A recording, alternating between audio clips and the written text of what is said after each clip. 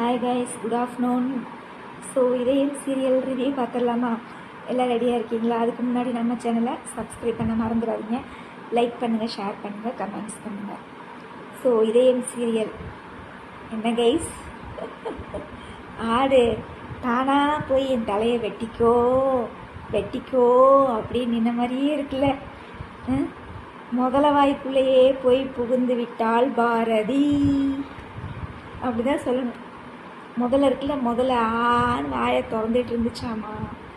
இந்த இப்படி தான் உட்காந்துருக்குமாம்மா, ஏதாவது உள்ளே போய் உட்காந்து டபக்குன்னு முழுங்கிடுவான். அந்த மாதிரி முதல வாய்க்குள்ளேயே நுழைந்து விட்டாள். இன்னும் இப்படி சொல்கிறாங்க அப்படின்னு பார்க்குறீங்களா? உண்மைதான் கைஸ். இன்றைக்கி எபிசோடோடையே நம்ம ரிவ்யூ பண்ணிடலாம். என்ன நடக்குது? நம்ம குட்டி ஆதிக்கு ஹார்ட்டில் ப்ராப்ளம். நான் தான் சொன்னேன்ல, நேற்று ஆதி அமெரிக்கா போக மாட்டேன்னு நான் சொன்னேன் இல்லையா? ஸோ 5 லட்ச ரூபா கட்ட சொல்கிறாங்க. 5 லட்ச ரூபா பாரதிக்கிட்ட எங்கே இருக்குது? 3 லட்ச ரூபா தான் இருக்குது. யார் கொடுத்தது? அது அவளோட பிஎஃப் பணம் தான் இருக்குது. மீது 2 லட்ச ரூபாய்க்கு எங்கே போவா? ஒன்றும் பண்ண முடியாது, கையை விரிச்சிட்டு நிற்கிறான். அப்போ நம்ம மித்ரா அக்கா ஆதியை கையை பிடிச்சிட்டு வாங்க ஃப்ளைட் ஏற போகலாம் அப்படின்னு சொல்லி இழுத்துட்டு போயிட்டுருக்குறாங்க, கூட்டிகிட்டு போயிட்டுருக்காங்க மித்ரா அக்கா. அவங்க உடனே அங்கேருந்து சார் அப்படியே வேகமாக வர்றாரு. உடனே பாரதி, இனிமேல் நீங்களே சொன்னாலும் நான் ஆதி கூட தான் இருப்பேன். ஆதிக்கு ஹார்ட் ஆப்ரேஷன் முடிகிற வரைக்கும் அவன் கூட நான் இருப்பேன். நீங்கள் எது என்ன சொன்னாலும் பரவாயில்ல, ஐ டோன்ட் கேர் அப்படின்ட்டாப்ல. உடனே மித்ராட்டையே என்ன சொல்கிறாரு, மித்ரா இன்னும் 3 மாதத்துக்கு அமெரிக்கா போகிற எந்த பிரச்சனையும் எந்த வார்த்தையும் என் காதில் விழக்கூடாது. நம்ம அந்த பிளான் கேன்சல். அமெரிக்கா போகிற பிளான் கேன்சல். இனிமேல் நான் எந்த ஊருக்கு எந்த நாட்டுக்கு எங்கேயும் போக மாட்டேன். குட்டி ஆதிக்கு ஆப்ரேஷன் முடிகிற வரைக்கும் நான் இங்கே தான் டெகரா போடுவேன் அப்படின்னு சொல்லிட்டான். ஸோ சொன்ன உடனே மித்ராவுக்கு அப்படி ஒரு கோபம், பயங்கரமான கோபம். உங்கள் வீட்டு எங்கள் வீட்டு கோபம் இல்லை, அத்தான கோபம் நம்மளுக்கு. அடுத்தவன் புருஷனை அடையிறதுல இத்தான ஒரு இது. உடனே அப்படியே டென்ஷனில் அப்படியே உட்காந்துட்ருக்கா. என்னடா ஆதி இப்படி சொல்லிட்டானே, ஆதி இப்படி சொல்லிட்டானே அப்படின்னு. உடனே நம்ம வில்லிக்கு சொம்பு தூக்குற அண்ணன் இருக்கார்ல, அண்ணன் சுதாகர் அண்ணன் வர்றார். வந்த உடனே என்ன மித்ரா என்னாச்சு அப்படின்னு. பேசாமல் போயிருந்தேன், என்னை டென்ஷன் ஆக்காத. நானே ஏற்கனவே கடுப்பில் இருக்கிறேன். இருக்கிற கோபத்துக்கு அப்படியே எதையா எரிச்சிடும், எதையா எரிச்சு தள்ளிடுவேன். உடனே சுதாகர் என்னம்மாச்சு தெளிவாக சொல்லு, நீ சொன்னேன்னா தான் எனக்கு புரியும், இல்லைன்னா இந்த மரமட்டைக்கு ஒன்றும் புரியாது அப்படிங்கிறாப்புல. சொன்ன உடனே எல்லாத்தையும் சொல்கிறாப்புல. சொன்ன உடனே சுதாகர் சிரிக்கிறாப்புல. நான் இங்கே இவ்வளோ டென்ஷனில் இருக்கேன், நீ சிரிச்சிட்டு இருக்க அப்படின்னு கேட்குறாப்புல. சரியா? உடனே நீ ஏன் மித்ரா இப்படி நினைக்கிற, நம்ம தப்பு பண்ணிட்டோம் மித்ரா அப்படின்னு சொல்கிறான். நீ வேற ஏன்னா எரிய நிரப்பில் எண்ணெயை ஊற்றிட்டு இருக்கிற, பேசாமல் போறியா, இப்போ என்ன வேணுங்குது அப்படிங்கிறாப்புல. உடனே இல்லை மித்ரா, நம்ம பண்ணது தப்பு தான். நீ என்ன நினச்ச, பாரதியை ஆதிக்கிட்ட பிரிக்கணும்னு நினச்ச. ஆனால் நீயும் ஆதியும் ஒன்றா சேர்றதுக்காக நம்ம ஏதாவது முயற்சி பண்ணோமா? ஒன்றும் இல்லை. அதனால் நம்ம வேற ஒரு திட்டத்தை தீட்டி ஆகணும் அப்படின்னு சொல்லி நெருப்பை கொளுத்தி போட்டார். சரிங்களா? நெருப்பை கொளுத்தி போட்டோன்னே மித்ராக்காவுக்கு பக்குன்னு பற்றிக்கிச்சு புத்தியில். என்ன புத்தியில் பற்றிக்கிச்சு? அதாவது முள்ளால் எடுக்கிறாங்களாமா. புரியுதுங்களா கைஸ்? அதாவது பாரதியை கூடையே வச்சு அவளை கழுத்த இருக்க போகிறாங்கன்றது மட்டும் மித்ராக்கா பிளான் பண்ணி விட்டாள். இது யாருனால? இந்த சுதாகர் பக்கினால அவள் மைண்டில் வந்துருச்சு. சரிங்களா? ஸோ 2 அண்ணனும் தங்கச்சியும் பிளான் போட்டாங்க. பிளான் போட்ட உடனே இவன் இங்கே ஃபீஸை கட்டிகிட்டு இருக்கான். 5 லட்ச ரூபா ஃபீஸை கட்டிகிட்டு இருக்கிறான். யார்? ஆதி. ஃபீஸை கட்டின உடனே பாரதி கையில் கொடுத்துட்டு, பாரதி இனிமேல் நீங்களே யார் என்ன சொன்னாலும் நான் ஆதியை விட்டு நான் பிரிய மாட்டேன், ஆதி கூடத்தான் இருப்பேன். சரிங்களா? அதுக்கப்புறம் ஆதிக்கு ஆப்ரேஷன் முடிய வரைக்கும் நான் இங்கே தான் இருப்பேன் அப்படிங்கிறாப்புல. நான் உங்களுக்கு ஒரு வீடு பார்த்து தரேன், ஏன்னா நான் ஆதி கூட எந்நேரமே இருக்கணும். அதனால் நீங்கள் அந்த வீட்டில் போய் தங்கிக்கங்க, நான் ஆதியை வந்து அப்பப்போ பார்த்துக்கிறேன், ட்ரீட்மெண்ட்டுக்கெலாம் நானே கூட்டிகிட்டு போய்க்கிறேன் வந்துக்கிறேன்னு சொல்லி டிரைவர் வேலை பார்க்குறதுக்கு ரெடி ஆகிட்டாப்புல. ஸோ அதுக்கப்புறம் வந்து என்னாச்சு, இல்லை கமெண்ட்ஸில் வேறு ஒருத்தவங்க ரொம்ப ஆதியோட ஃபேனாக இருப்பாங்களாட்டு இருக்குது. ஒன்றும் பிரச்சனை இல்லைங்க, சரிங்களா? நம்ம வந்து யாருக்கும் ஃபேன்லாம் கிடையாது. ஆதியோட ஃபேனோ பாரதியோட ஃபேனோ அதெல்லாம் நம்மளுக்கு தேவையே இல்லை. நம்மளுக்கு கதை நல்லா இருக்கா, கதையை பற்றி பேசுவோம். கதை நல்லா இல்லையா, கதையை பற்றி தான் நம்ம பேசுவோம், கேரக்டரை பற்றி தான் நம்ம பேசுவோம், சரியா? இதில் ஆதி நல்லவன், பாரதி நல்லவ, ஆதி கெட்டவன், பாரதி கெட்டவ, மித்ரா கெட்டவ. மித்ரா கெட்டவ தான், இல்லைன்னு சொல்ல. இருந்தாலும் நம்ம யாருக்கும் நம்ம வந்து பிக் பாஸ் மாதிரி இவங்களுக்கு சப்போர்ட் பண்ணி அவங்களுக்கு சப்போர்ட் பண்ணலாம் நம்ம பேசலை. நம்ம வந்து பொதுவாக தான் நம்ம பேசிகிட்டு இருக்கிறோம், சரியா? ஸோ அதுக்கப்புறம் என்ன நடக்குது, மித்ரா வந்து பிளான் போட்டா இல்லையா, உடனே வந்து பாரதி கிட்ட வந்து பேசுகிறாப்புல, பாரதி நீ இனிமேல் வந்து எதுவுமே இது பண்ண வேண்டாம், எங்கேயும் தங்க வேண்டாம், ரோட அலைய வேண்டாம் அப்படின்னோடனே ஆதிக்கு கோவம் வந்துருச்சு. மித்ரா இனிமேல் நீயே சொன்னாலும் நான் வந்து ஆதி கூட தான் இருப்பேன், நான் ஆதிக்கு தான் பாரதிக்கு ஹெல்ப் பண்ணுவேன் அப்படிங்கிறாப்புல. நீ பாரதிக்கு ஹெல்ப் பண்ணு ஆதி, சரியா? நீ பாரதிக்கு ஹெல்ப் பண்ணு, அவங்க பையனுக்கு ஹெல்ப் பண்ணு, என்ன வேணாலும் பண்ணு, ஆனால் எல்லாத்தையும் என் வீட்டில் இருந்து பண்ணு அப்படின்னு சொல்லிட்டாப்புல, சரியா? பாரதி நீங்கள் இனிமேல் எங்கேயும் தங்க வேண்டாம், எங்கள் வீட்லேயே வந்து தங்கிக்கோங்க. இதுக்கு என்ன காரணத்தை சொல்லி வரா தெரியுமா? ஏற்கனவே ஆதி வந்து பாரதி வீட்டுக்கு வந்துட்டு போயிட்டு இருக்கும்போது ஊருக்காரவங்களை ஏறி விட்டு இவ தானே பேச வச்சா, அது இன்னும் ஆதிக்கு தெரியாது, சரியா? ஒன்று இந்த மாதிரி நீ மறுபடியும் பாரதிக்கு ஹெல்ப் பண்ணுறேன்னு போய் நின்னேன்னா மறுபடியும் ஊருக்காரங்க தப்பாக பேசுவாங்க, சரியா?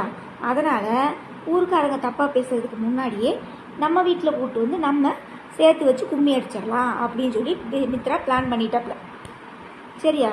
அப்போ பாரதி வந்து ரொம்ப தேங்க்ஸ் மேடம், ரொம்ப தேங்க்ஸ் மேடம், சரிங்களா மேடம், நீங்கள் எங்களுக்கு ஹெல்ப் பண்ணது ரொம்ப தேங்க்ஸ் மேடம். பாரதி அக்கா, பாரதி அக்கா முதல்ல வாய்க்குள்ளேயே போய் நுழைஞ்சிட்டீங்கக்கா, சரியா? உடனே வந்து என்ன நடக்குது, 2 பேரும் ஹக்கு பண்ணிக்கிறாங்க. யார்? பாரதியும் மித்ராவும் ஹக்கு பண்ணிக்கிறாங்க. அப்போ பாரதி வந்து இந்த சைடு கூறுன்னு அழுதுட்டு இருக்கா, அந்த சைடு மித்ராக்கா என்னென்ன சொல்கிறா தெரியுமா? பாரதி உனக்கு அழிவுகாலம் ஆரம்பிச்சிருச்சு, ரெடியாக இருந்துக்கோ, கண்ணில் ரத்த கண்ணீர் தான் வரப்போகுது. மித்ராக்கா நாங்கள் பழைய ஆரம்ப இதயம் சீரியல் ஆரம்பித்த காலத்துலேருந்து நாங்கள் பாரதி கண்ணில் ரத்த கண்ணீரை தான் பார்த்துக்கிட்டு இருக்கிறோம், நல்ல தண்ணி எங்கே பார்த்துருக்கோம், சரியா? டேரக்டர் சார் தான் அழுகு வச்சுக்கிட்டே இருக்காரு. ஓகேடா. அதுக்கப்புறம் இதான் நீ இனிமேல் படப்போகிற இதை வந்து யாருனாலையும் தடுக்க முடியாது, சரியா? அதனால தான் உன்னை என் கூட வச்சே நான் உன்னை என்ன பண்ணுறேன் பாரு அப்படின்னு சொல்லி என்னது ஒரு நிமிஷம் கூட சிரிப்பு வரக்கூடாதாம்மா உதட்டில், 24 நேரமும் பாரதி அழுதுகிட்டே இருக்கணுமாம்மா, சரியா? உடனே வந்துட்டு எல்லாம் வீட்டுக்கு போகிறாங்க. மித்ரா வீட்டுக்கு போனோடனே சரியான நடிப்பு நடிக்கிறா. உள்ளே கூட்டிகிட்டு போங்க, ரூமை க்ளீன் பண்ணுங்க, இவங்களை தங்க வைங்க, சாப்பாடு போடுங்க, சாப்பாடு ஆக்குங்க. உடனே சுதாகர் வந்து பாராட்டுறாப்புல தங்கச்சியை, என்னமோ ஒலிம்பிக் போட்டியில் கப்பு ஜெயிச்சுட்டு வந்த மாதிரி. எப்படி மித்ரா இப்படி நடிக்கிற, நானே ஒரு நிமிஷம் ஏமாந்து போயிட்டேன் மித்ரா, ஒருவேளை நீ திருந்திட்டியோ, எப்படி அண்ணன் பாருங்க கருமண்டா. தங்கச்சி தப்பு பண்ணால் நான் அற விட்டு திருத்துறது அண்ணனா, தங்கச்சி செய்கிற தப்புக்கெல்லாம் சொம்பு தூக்கிட்டு இருக்காப்புல, சொம்பு. நல்லா சொம்பு தூக்காதீங்க சார், அண்டா இருக்குல்ல, அண்டா தூக்கிட்டு போங்க, சரியா? கேவலம் பிடிச்சி. அப்புறம் அவ்வளோதான் கைஸ். அப்புறம் ஆதியும் பெரியாதியும் ஒரு கான்வர்சேஷன் போயிட்டுருக்குது. ஏன் சார் நீ உங்களுக்கு ரொம்ப பிடிச்சிருக்கி அப்படின்னு சொன்னோடனே, நம்ம ஏற்கனவே வந்து இப்போ நம்ம ரிவ்யூ பண்ணுறதுனால தமிழை பற்றியே பேச மாட்டேங்கிறான்னு சொல்லிட்டோம்ல, அதனால தமிழையும் சேர்த்துக்கிறாராமா.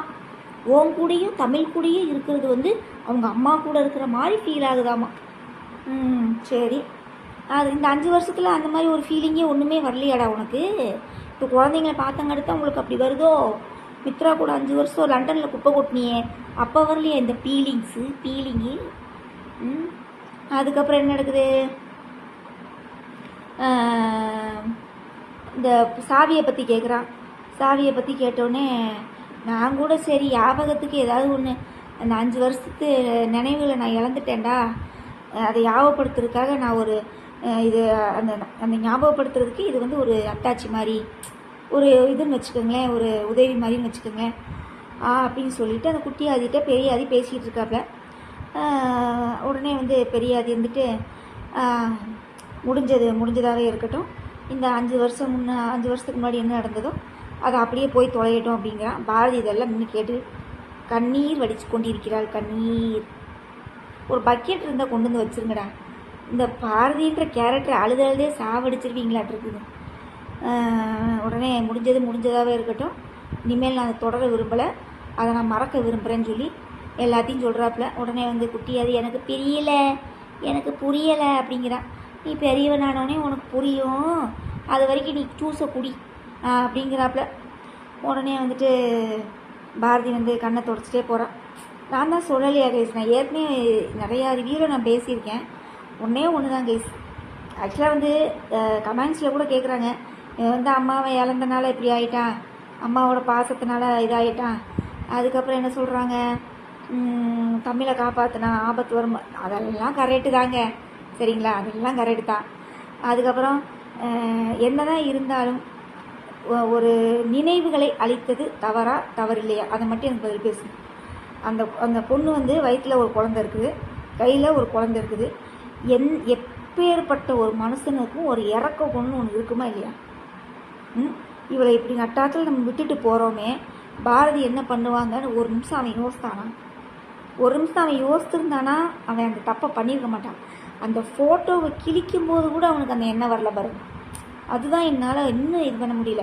அவன் வந்து பாரதியை வந்து வெறுத்துருவோமோ, இந்த அம்மா சண்டையில் வந்து இவளை நம்ம வெறுத்துருவோமோ, தமிழை நம்ம வெறுத்துருவோமோன்னு சொல்லி செஞ்சதெல்லாம் கரெக்டு தாங்க. ஆனால் அவன் செஞ்ச விஷயம் தப்பு தானேங்க. நீ வெளிநாட்டில் கூட போய் தங்கிக்கோ, அவளை விட்டுட்டு நீ வெளிநாட்டில் கூட போய் தங்கு, இல்லை வேறு ஏதாவது பண்ணு. ஆனால் நினைவுகளை அழிச்சது எவ்வளோ பெரிய ஒரு தப்பு தெரியுமா? அதைத்தான் இப்போ அவன் செஞ்சுருக்கான். அதுக்கு நீங்கள் எல்லாம் சப்போர்ட் பண்ணுறீங்க. அவங்க அம்மா பாஸில் செஞ்சுட்டான், அதை செஞ்சுட்டான், இதை செஞ்சுட்டான் அப்படிங்கிறீங்க. சரி, ஓகே கேஸ், அவ்வளோதான். நம்ம ரொம்ப பேசிட்டோம்னு நினைக்கிறேன். வேறு என்ன, இதயம் சீரியல் அவ்வளோதான். எனக்கு என்னை பொறுத்தளவு நீ பாரதியோட கதை ஸ்வாகா பாரதி எல்லாம் டிவிக்கு முன்னாடி ஒரு பக்கெட் எடுத்து வச்சுக்கோங்கப்பா. நீ பாரதி கண்ணிலேருந்து அடுத்து ரத்தம் தான் வரப்போகுது. ஏன்னா கண்ணீராக விட்டு ட்ரை ஆகி போச்சுல, அதனால் ரத்தம் தான் வரப்போகுது. ஏன்னா முதல்ல வாய்க்குள்ளே போய் பூந்துட்டால, மித்ரா வாய்க்குள்ளே. அவ்வளோதான் சோழி சுத்தம். நீ என்ன நடக்க போகுது, நீ வீட்டுக்குள்ளே என்ன பண்ண போகிறான்னு தெரில, நீ வெளியில் என்ன பண்ண போய் போகிறான்னு தெரில. மித்ராவின் ஆட்டம் ஆரம்பம். நான் தான் சொல்கிறேன், இது வரைக்கும் ஆடின ஆட்டம் எல்லாம் மித்ரா ஆட்டம் இல்லை, இதுக்கப்புறம் ஆட போகிறது தான் மித்ராவின் ஆட்டம் ஆரம்பம். ஓகே. அப்புறம் வேற என்ன, கார்த்திகை தீபம் சூப்பராக போயிட்டுருக்கு. என்ன துர்கா கல்யாணம் பண்ணிட்டா, ரொம்ப சூப்பர். நவீனே கல்யாணம் பண்ணிட்டா. நீ எல்லாமே கும்பாபிஷேகத்தில் தான் முடிவு தெரியும். ஆனால் அந்த கும்பாபிஷேகத்தையே கொண்டு மையப்புள்ளியாக வைக்கிறாங்க. ஒருவேளை இந்த கும்பாபிஷேகத்தில் கார்த்தி எத்தனை பிரச்சனையை தீர்ப்பானே தெரியல. அடுத்து வீரா சீரியலில் வீரா அக்கா ஆட்டோ ஓட்ட போகுது, ஏதோ ஆட்டோ ரேஸாமா, ஜெயிச்சு புருஷனை காப்பாற்ற போகிறாங்க மேடம். Okay, ton. வேறு என்னப்பா, வேறு ஒன்றும் அவ்வளோதான். வேறு சொல்லிக்கிற மாதிரிலாம் வேறு கெட்டி மேளம் இப்போ தான் நான் இப்போ ரீசெண்டாக அந்த ப்ரோமோ இதெல்லாம் வருதுல பார்த்தேன். அதில் வந்து துளசியின் ருத்ரதாண்டவம் அப்படின்னு சொல்லி போடுறாங்க. அதாவது அவன் தாலி கட்டினது தப்பு தான், இல்லைன்னு சொல்ல, நாளாக அதுக்கு நான் கரெக்டாக தான் சொல்லுவேன். என்னன்னா அவள் வந்து அந்த பொய்யான மாப்பிள்ளைக்கிட்ட கழுத்தை நீட்டியிருந்தான்னு வச்சுக்கோங்க துளசி, அவளோட வாழ்க்கை. ஆனால் அதை வந்து வெற்றி தானே காப்பாற்றியிருக்கான், அதை அவள் புரிஞ்சுக்கணும். புரியுங்களா? துளசி வந்து வெற்றியை பற்றி புரிஞ்சுக்கிட்டா தான் லைஃப் வந்து நல்லாயிருக்கும். அது மட்டும் இல்லாமல் துளசி வந்து ரொம்ப ஏஜ்டு பர்சன் மாதிரி தெரியுது. அதாவது வெற்றிக்கு தகுந்த ஒரு ஜோடி மாதிரி தெரியல.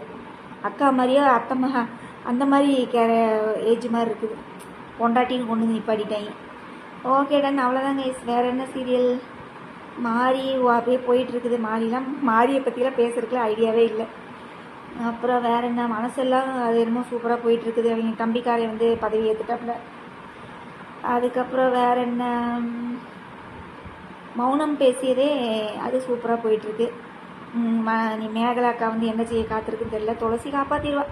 அப்புறம் ஹீரோயின் எதுக்கு இருக்காங்க. அப்புறம் வேற என்ன, நானே வருவேன், அது ஒரு மாதிரி ட்ராக்ல போயிட்டுருக்கு. ஹிந்தி சீரியல் தான்.